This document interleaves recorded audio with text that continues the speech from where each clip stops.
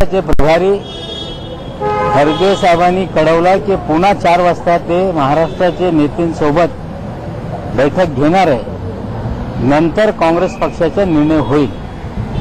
त्यासाठी राष्ट्रवादी काँग्रेस पक्षाने ठरवलं की जोपर्यंत काँग्रेसचा निर्णय होत नाही तोपर्यंत आमचा निर्णय आम्ही घेणार नाही.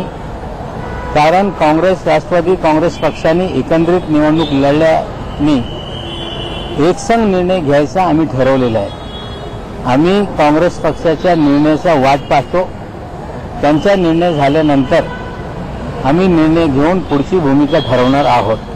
पण त्यांची अशी माहिती मिळते की सकारात्मक आपले राष्ट्रवादी काँग्रेसचे नेते शिवसेनेच्या बरोबर जाण्यासंदर्भात सकारात्मक दिसून येते. पर्यायी सरकार निर्माण करणं हे आमची जबाबदारी आहे.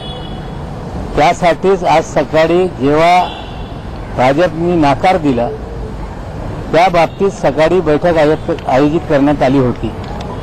याआधी पवार साहेबांनी जाहीर केला होता की कुठलाही जे निर्णय होईल ते काँग्रेसला विचारून काँग्रेस सोबत आम्ही निर्णय घेऊ. काँग्रेस पक्षाचा निर्णय अजून झालेला नाही.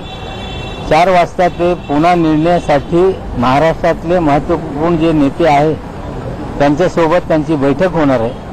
त्यांचा निर्णय झाल्यानंतर महाराष्ट्रामध्ये सत्ता स्थापनेबाबत आमचा निर्णय होईल.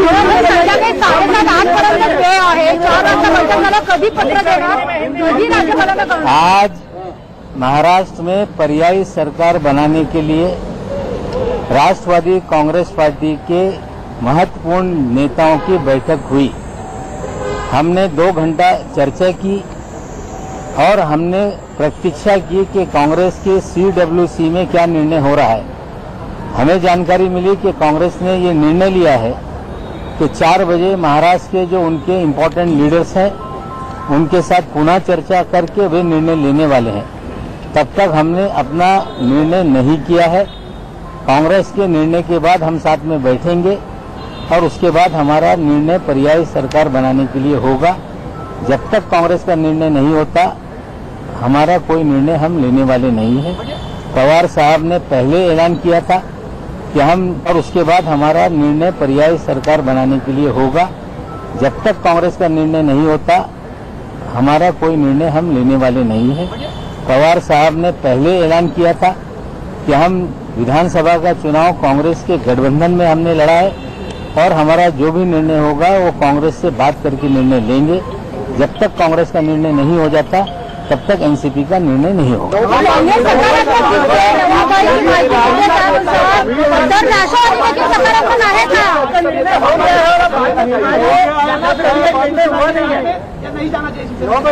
देखिए महाराष्ट्र में पर्यायी सरकार बनाने की कवायद शुरू है.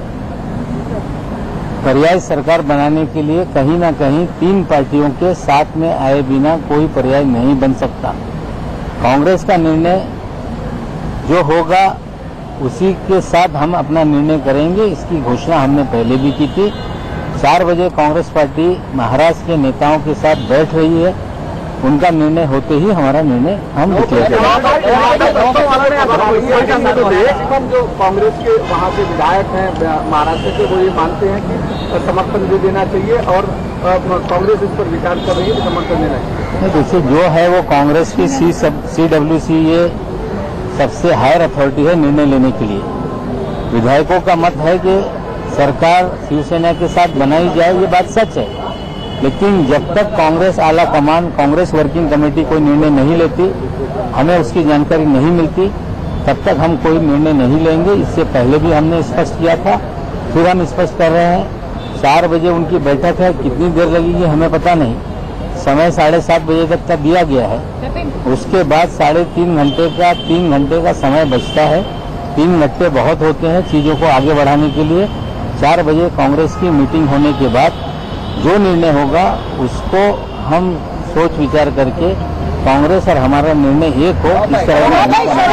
शरद पवार दिल्लीला जाणार का आणि शरद पवार आणि उद्धव ठाकरेंची भेट होणार का? विधायक तैयार है सरकार में आने के लिए. हमारी पार्टी पर्याय सरकार बनाने के लिए तैयार है. लेकिन कांग्रेस को साथ में लेके निर्णय लिया जाए हमारी पहले से भूमिका है. ज्या पद्धतीने तुम्ही विचारताय की पवार साहेब दिल्लीला जाणार. पवार साहेब दिल्लीला जाणार नाही. पवार साहेब मुंबईत आहे. आज आमच्या 4 वाजता त्यांचा निर्णय झाल्यानंतर सगळे नेते इथेच आम्ही पुन्हा भेटणार आहोत आणि उद्या आमच्या आमदारांची पण बैठक आहे आणि हे सोनिया गांधीच्या भेटीला पवार साहेब जातील असा कुठलेही कार्यक्रम पवार साहेबांचा नाही. भेटायला येणार आहेत का? उद्धव ठाकरे भेटायला येणार आहेत का? त्यांच्याबरोबर काही चर्चा झाली हो, का? निश्चित रूपाने शिवसेनेकडून कम्युनिकेशन सुरू आहे. आधी पण सुरू होता, आता पण सुरू आहे. पण जोपर्यंत काँग्रेसचा निर्णय होत नाही तोपर्यंत पुढे काही आमचा निर्णय होणार नाही.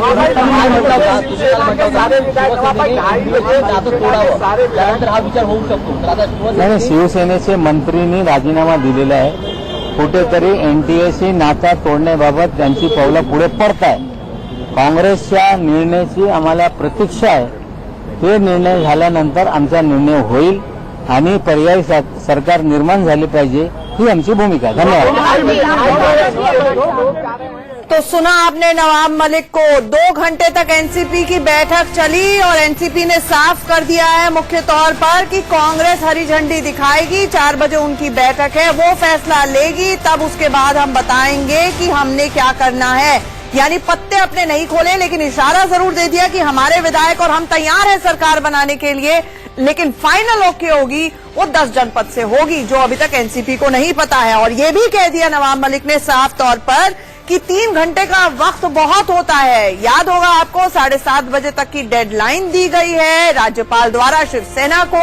ऐसे में 4 बजे सीडब्ल्यूसी की एक बार फिर से बैठक होगी, जहां पे महाराष्ट्र के नेताओं को तलब किया गया है। 5 बजे तक एनसीपी कह रही है कि हमारे तक स्थिति साफ हो जाएगी। उसके बाद फुल एंड फाइनल हो जाएगा महाराष्ट्र में कि सरकार बनने जा रही है एनसीपी, कांग्रेस और शिवसेना की या नहीं। अभी तक अपने पत्ते नहीं खोले हैं पूरी तरह से एनसीपी ने, लेकिन ये जरूर साफ कर दिया है कि कांग्रेस के बिना क्योंकि सत्ता संभव नहीं है सरकार बनाना, इसलिए एनसीपी और कांग्रेस एक दिशा में जाएंगे। वर्किंग कमेटी की मीटिंग हो गई, उसमें महाराष्ट्र के पॉलिटिकल सिचुएशन के ऊपर डिटेल डिस्कशन हुआ है। फर्दर डिस्कशन के लिए महाराष्ट्र के सभी सीनियर लीडरों को यहां बुला रहे हैं और 4 बजे फिर एक बार हम बैठेंगे, मीटिंग होगी और महाराष्ट्र के लीडर को बुलाकर उनकी राय लेके फिर उसका फैसला करेंगे। हमारे साथ हमारे सहयोगी लगातार बने हुए। अभिषेक, कुल मिलाके नवाब मलिक ने कह दिया है कि फाइनल ओके 10 जनपद से होगी और 4 बजे के बाद स्थिति क्लियर हो जाएगी। बिल्कुल, देखिए नवाब मलिक की जो बयान आया उसमें बहुत कुछ छुपा हुआ, कहीं कहीं बहुत चीजें लेकर क्लियर भी हो चुका है कि नवाब मलिक ने साफ शब्दों में कहा कि बिल्कुल हमारी बातचीत शिवसेना के साथ चल रही है, लेकिन हम इसलिए रुके हुए कि आखिरकार कांग्रेस की भूमिका क्या होती है। कांग्रेस 4 बजे अपनी भूमिका स्पष्ट करेगी, उसके बाद एनसीपी तैयार है। देखिए, जो मैं पहले से लगातार कहते चला रहा हूं, आंचल की स्क्रिप्ट लिखी आ चुकी थी बहुत पहले से, एक एक कर लगातार पत्र खोलते जा रहे हैं। सभी शिवसेना हो या एनसीपी हो या कांग्रेस हो, सिर्फ उसको औपचारिक तौर पर ऐलान करने की जरूरत है लगातार, और इसीलिए एक एक करके धीरे धीरे यह बताने का प्रयास किया जा रहा है कि ताकि वह सिस्टम के जरिए आ रहे हैं और उसके जरिए ही वह शिवसेना को सपोर्ट करेंगे। तो यह जरूर है कि इस पूरे मामले पर लगातार अब हर कोई पार्टियां बिल्कुल। और ये पहले आप जो एनसीपी कांग्रेस के बीच में चल रहा है, रजत, आपने ये भविष्यवाणी की थी कि फाइनल ओके वहां से होने वाली है, कुछ वही हालात लग रहे हैं, लेकिन फिर भी आपसे ये जानना चाहेंगे कि कुल मिलाकर यहां पर क्या कुछ और चाह रही है कांग्रेस। ऐसा लग रहा है महाराष्ट्र के नेताओं को दिल्ली बुलाना तो एक बहाना है, बल्कि कुछ और शिवसेना से निकलवाना है जैसे। बिल्कुल, देखिए जितने भी विधायक कांग्रेस के हैं वो सभी के सभी लगभग कुछ माफ कीजिएगा अभिषेक, ये सवाल रजत से था कि कांग्रेस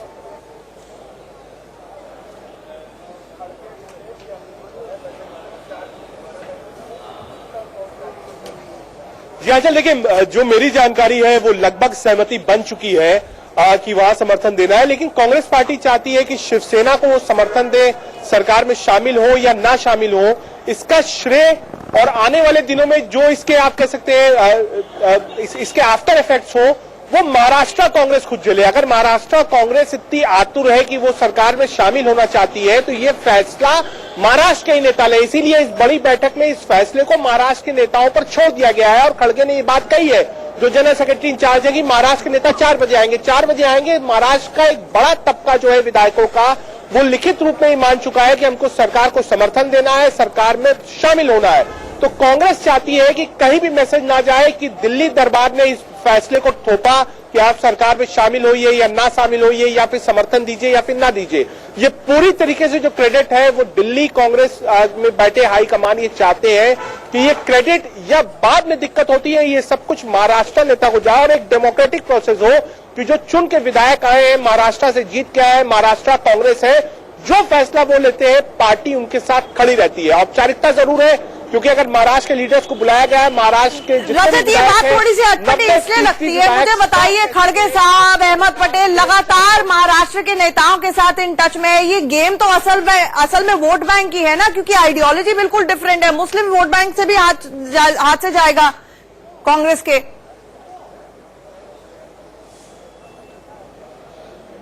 देखिए, उसकी अगर आप बात करिए कि आइडियोलॉजिकल उस पे किस पे है, तो लगातार शरद पवार भी पहले दिन से कह रहे थे कि हमको अपोजिशन में बैठने के लिए मैंडेट मिला है, हम अपोजिशन में बैठेंगे। एनसीपी पार्टी आज कांग्रेस से बड़ी पार्टी है, इसको मानने में कांग्रेस को कोई भी मुझे लगता है कि ऐतराज नहीं होना चाहिए कि एनसीपी बड़ी है। प्लस विलासराव देशमुख के बाद आज शरद पवार बहुत बड़े कद के नेता हैं अपोजिशन के, कांग्रेस में उस कद का नेता अब महाराष्ट्र में नहीं है, इसलिए पवार जो कहेंगे उस पर भी बहुत कुछ डिपेंड करता है। पवार पहले ही सोनिया गांधी को ब्रीफ कर चुके हैं, तो आज के दिन में कांग्रेस इस बात को अफोर्ड नहीं कर सकती है कि पवार अलग लाइन ले और कांग्रेस अलग लाइन ले। एक कमजोर पार्टी है कांग्रेस पार्टी आज, इसलिए रिलाई करना पड़ेगा जो उसके अलाइज कहते हैं।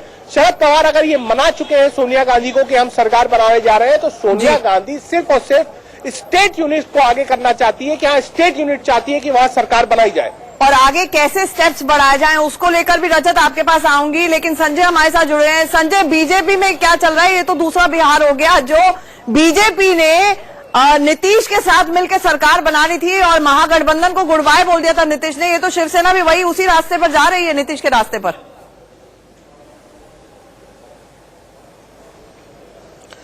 देखो आंचल, आज का दिन ऐतिहासिक है और इस बार पहली बार ऐसी घटनाएं घट रही हैं। लगभग 4 बातें ऐसी हो रही है जो कि आज पहली बार हो रही हैं।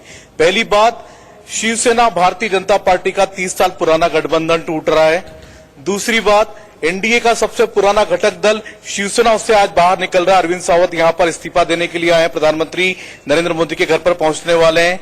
तीसरी मोटी बात, कांग्रेस की तरफ से एक शर्त रखी जा रही है जिसका खुलासा नहीं हो रहा, वो यही है कि उद्धव ठाकरे को मातोश्री से बाहर निकलकर आकर के सोनिया गांधी के घर जाकर उनसे मिलना होगा और सोनिया गांधी से सीधे मिलकर के समर्थन मांगना होगा। कई सारी ऐसी बातें हैं जो कि आज पहली बार हो रही हैं। भारतीय जनता पार्टी को ऐसा लगता है कि दो विपरीत ध्रुव शिवसेना और कांग्रेस, जो कि हमेशा आमने सामने लड़ते रहे हैं, दोनों की आइडियोलॉजी कहीं भी मैच नहीं करती है। चाहे हम कांग्रेस एनसीपी की बात करें, चाहे शिवसेना की बात करें, इनकी आइडियोलॉजी में इतना जबरदस्त डिफरेंस है कि अंतर विरोध ये कितने लंबे समय तक सस्टेन कर पाएंगे, इसको लेकर के बीजेपी पूरी तरह से आश्वस्त है कि सरकार पूरे 5 साल नहीं खींच सकती, बीच में मिड टर्म होंगे या ये सरकार अपने आप ही अंतर विरोधों से गिर जाएगी। तो बीजेपी इस समय वेट एंड वॉच की स्थिति कर रही है। इस पूरे गेम में सबसे ज्यादा नुकसान अगर किसी को होगा तो शिवसेना का होगा। लेकिन एक और बात है कि पहली बार शिवसेना के ठाकरे परिवार से कोई मुख्यमंत्री बनने जा रहा है। शिवसेना का क्या नुकसान होगा अगर मुख्यमंत्री बनेगा, ये भी एक सवाल है। लेकिन दर्शकों की जानकारी के लिए ये बता दें कि 4 बजे शिवसेना का जो वरिष्ठ नेता है वो मिलने जा रहे हैं राज्यपाल से। इस बाबत क्या कुछ अपडेट है? अभिषेक, पहले आप बता दीजिए। बिल्कुल, देखिए, शिवसेना का जो एक शिष्टमंडल है, क्योंकि सभी के सभी पहले बात आ रही है कि सभी के साथ कराई जाएगी, लेकिन अब पलट करने की आवश्यकता नहीं है क्योंकि शिवसेना अब राज्यपाल से समय लेने जा रही है। कुछ समय उनको और दिया जाए ताकि वह दावा पेश कर सके, दिखा सके कि हमारे पास बहुमत है, क्योंकि समय कम दिया गया है। इसलिए जो एकनाथ शिंदे जो विधायक दल के नेता हैं, साथ ही रामदास कदम जो शिवसेना के वरिष्ठ लीडर है और मंत्री भी रहे हैं महाराष्ट्र सरकार में, उसका अनिल परब और सुभाष देसाई, ऐसे कई सारे नेता हैं जो कि एक शिष्टमंडल 3-4 लोगों का जाके राज्यपाल से मिलेगा और लिखित एक पत्र देगा कि हमें और मौका दिया जाए, यानी और समय दिया जाए।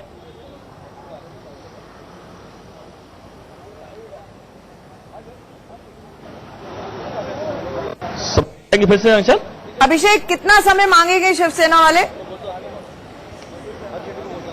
और देखिए, जो जानकारी है कि करीबन 48 घंटे का और वक्त मांग सकती है शिवसेना, क्योंकि अधिक समय उनको पता है कि गवर्नर साहब नहीं देने वाले हैं। इसलिए कम से कम मुझे जानकारी जो है कि 48 घंटे का वक्त 48 से 72 सकती है ताकि उन्हें मौका दिया जाए, क्योंकि कारण साहब है। देखिए, कल एनसीपी के तमाम विधायकों दल की मीटिंग है, उसके बाद आज 4 बजे सोनिया गांधी अपने विधायकों की मीटिंग बुलाई है, जो महाराष्ट्र के कद्दावर लीडर है। तो कहीं न कहीं यह स्थिति साफ हो जाना चाहती है। देखिए, जिस तरीके से लगातार घटनाक्रम बहुत तेजी से बदल रहा है, अब तक आपने देखा कि महाराष्ट्र कम से कम 48 घंटे शिवसेना मांगेगी। हालांकि गेंद ये राज्यपाल भगत सिंह कोश्यारी के कोर्ट में है कि वो कितना समय देते हैं। लेकिन रजत, अभी कुछ देर पहले ये संजय ने बहुत अहम बात की और अभिषेक ने खबर को ब्रेक किया था कि उद्धव ठाकरे खुद मुलाकात कर सकते हैं सोनिया गांधी से। तो दिल्ली दरबार में आकर दस्तक देना उद्धव ठाकरे के लिए क्या ये प्री कंडीशन होगी कांग्रेस की?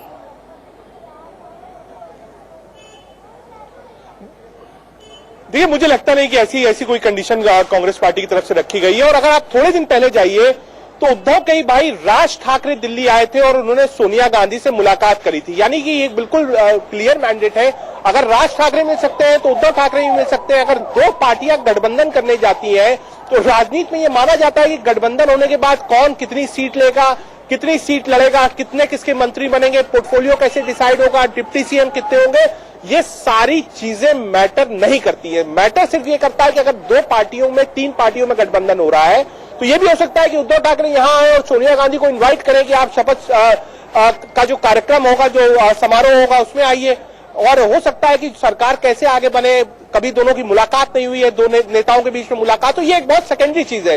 प्राइमरी चीज यही है कि पहले कांग्रेस अपने आप में ये डिसाइड करे कि अगर उसको सरकार में शामिल होना है या नहीं होना है। होना है तो क्या किस रूप में होना है, क्या तीनों पार्टियों का कोई कॉमन मिनिमम प्रोग्राम बनेगा, क्या कांग्रेस ये बात सख्त रूप से कहेगी उद्धव ठाकरे से कि जो आइडियोलॉजिकल डिफरेंस है, जो एक्सट्रीमिस्ट पार्ट है शिवसेना का, वो इस सरकार से बहुत दूर नजर आना चाहिए और एक कॉमन मिनिमम प्रोग्राम के तहत ये सरकार चलनी चाहिए। तो कांग्रेस की भी अपने कुछ वेज आउट होंगे। हाँ, ठीक है, ये बात नवाब मलिक ने भी कही थी, ये बात नवाब मलिक ने भी कही थी। अभिषेक, इसलिए तैयार रहिएगा। नवाब मलिक ने भी कहा था, नंबर 1 पहले अरविंद सावंत इस्तीफा दे, जो हो चुका है। नंबर 2 कॉमन मिनिमम प्रोग्राम के ऊपर और कॉन्क्रीट प्रपोजल पर चर्चा होगी। अब इस पर शिवसेना क्या कुछ